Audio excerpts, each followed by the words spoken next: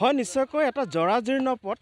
মই বৰ্তমান উপস্থিত আছোঁ মহানগৰীৰ গাতে লাগি থকা যি সোণাপুৰ ৰাজচক্ৰ আছে, সোণাপুৰ ৰাজচক্ৰৰ অন্তৰ্গত নৰতাপ গাঁও পঞ্চায়তৰ অধীনৰ যি পথ।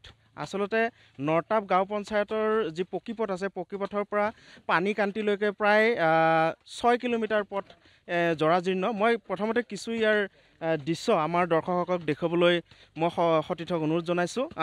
ৰাইজে হাতে কামে নিজে লাগিছে, চৰকাৰৰ বিভিন্ন ধৰণৰ আবেদন তেওঁলোকে ইতিমধ্যে কৰি আহিছে, কিন্তু কোনো তেনেকুৱা ধৰণৰ সুফল পাবলৈ সক্ষম হোৱা নাই। সেয়েহে গাঁওবাসী একত্ৰিত হৈ আজি তেওঁলোকৰ এই পথছোৱা মেৰামতিত নিজে লাগিছে। এইখিনিতে গাঁওবাসীৰ ইয়াতে মই দেখিবলৈ পাইছোঁ, তেওঁলোকৰ পৰা কিছু কথা মই জানিবলৈ চেষ্টা কৰিম। আপোনালোকে যিহেতু এই পথৰ কাম নিজেই হাতত লৈছে, আবেদন কৰিছিলেনে? কৰি আছোঁ আমি বৰ্তমান, এতিয়াও লাগি আছে, কিন্তু আমাৰ কাৰণে মানে চকুৱে ফিৰি নাচায়।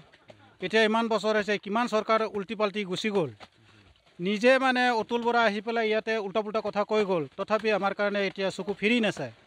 দেখিছে তাৰ আগতে আমি কিমান এই আপোনালোকে দেখিছে যে শিলবিলাক পেলাইছোঁ, নিজৰ পকেটত খৰচ কৰি পেলাই আমি পেলাইছোঁ, নহ'লেতো এক আঁঠু বোকা হৈ থাকে। স্কুলৰ ল'ৰা ছোৱালী ইমান কেইজন আছে, তথাপিলৈ যাবলৈ মানে বৰ সমস্যা। চাইকেলেদি উঠাই নিব নোৱাৰে। এতিয়া আকৌ গাড়ী কথাটো দূৰৰে, বেমাৰ আজাৰ হ'লেও মানে আমি চাহি লৈ দাঙি পাৰি নিব লগা হ'ল। কিন্তু এতিয়া বৰ্তমান নিজে নিজে টকা পইচা খৰচা কৰি পেলাই কিবা এনেকুৱা ইনকাম কৰি পেলাই এনেকুৱা শিল আমি কিনি কেনে দি দিছোঁ। এতিয়া মানে আমাৰ কাৰণে অলপ নিজকে নিজে আমি সুবিধা কৰি লৈছোঁ। কিন্তু চৰকাৰে ইমানকেইটা চৰকাৰ, এটা নহয় দুটা নহয়, কংগ্ৰেছৰ পৰা আৰু তাৰপিছতে আহিল এজিপিৰ পৰা গ'ল, এতিয়া আহি আছে, বৰ্তমান চলি আছে বিজেপি। এই বিজেপিয়ে বোলে বহুত ভাল কাম কৰিছে, কিন্তু আমাৰ কাৰণে কৰা নাই।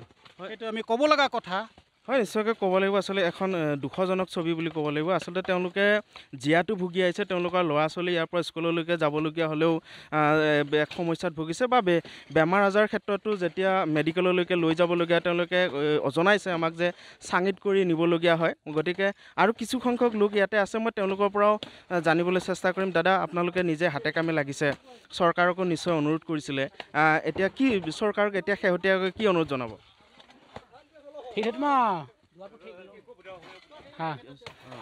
আমাৰতো একো নাই, এইটো ৰাস্তাৰ কাৰণে কিমান অসুবিধা হৈ থাকে। আমাৰ বাৰিষাটো একদম বৰষুণটো পৰিলে একদম বোকা হৈ যায়, একদম পূৰা তল হৈ যায়, এনেকুৱা অৱস্থা হৈ যায় আমাৰ। এতিয়া চৰকাৰক কি অনুৰোধ জনাব?